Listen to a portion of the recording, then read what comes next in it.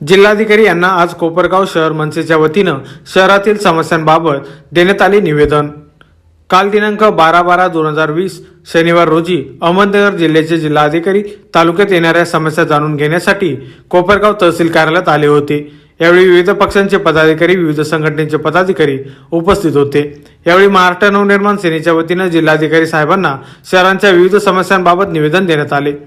महाराष्ट्र नवनिर्माण सेनेच्या वतीनं देण्यात आलेल्या निवेदनाद्वारे शहरातील पोलीस स्टेशनमध्ये पोलीस कर्मचाऱ्यांच्या संख्येत वाढ करण्यासाठी तसेच कोपरगाव शहर पोलीस पेट्रोलिंग वाहन खराब असल्यामुळे त्यांना नवीन वाहन देण्यात यावे, तहसील कार्यालयात कोतवाली पदाची भरती करण्यात यावी, विस्थापितांच्या खोका शॉपसाठी नियोजन करून देण्यात यावे, नगरपालिकेच्या 42 कोटी पाणी योजनेची चौकशी होण्याची मागणी करण्यात आली आहे।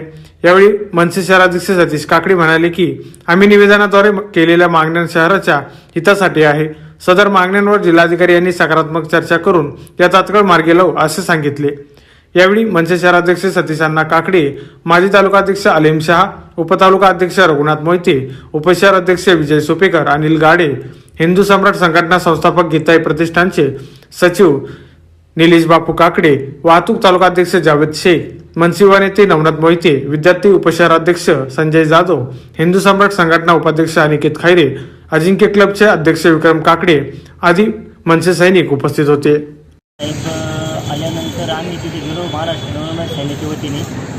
जिल्हाधिकारी साहेबांना आम्ही एक पहिलं निवेदन असं दिलं आहे का तिथं शेरावच्या लागत एक सोनार वस्ती म्हणून गाव आहे, तारणगाव सोनार वस्ती, तिथं 7/12 देण्यात यावा।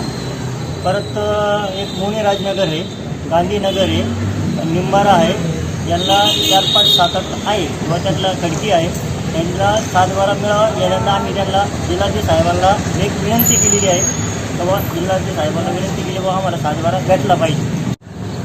काल जिल्हाधिकारी साहेब यांनी कोपरगाव तहसील कार्यालयाला सदिच्छा भेट दिली।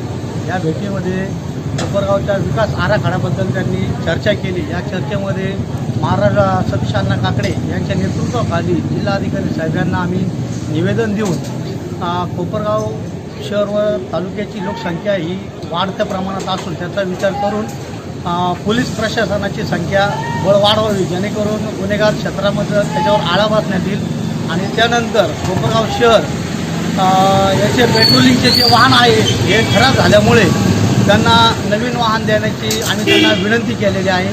त्यानंतर दुसरा मुद्दा आम्ही घेतला की कोपरगाव तहसीलमध्ये कोतवालीचे पदं हे रिकामे असून ते त्वरित भरण्यात यावे।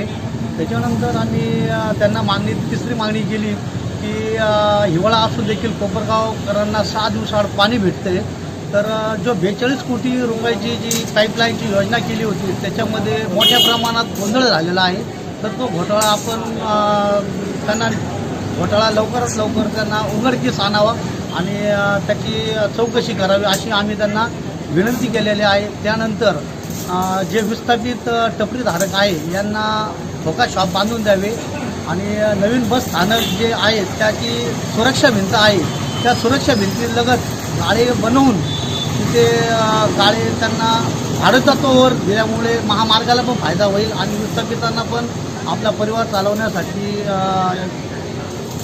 चालना मिळेल। त्यासाठी आम्ही त्यांना हे केलं आणि आमचे पत्रकार बांधव आहे यांच्यासाठी पत्रकार भवनाला जागा द्यावी अशी आम्ही त्यांना मागणी केलेली आहे। टाइम महाराष्ट्र न्यूजसाठी प्रतिनिधी हाफिज शेख, कोपरगाव।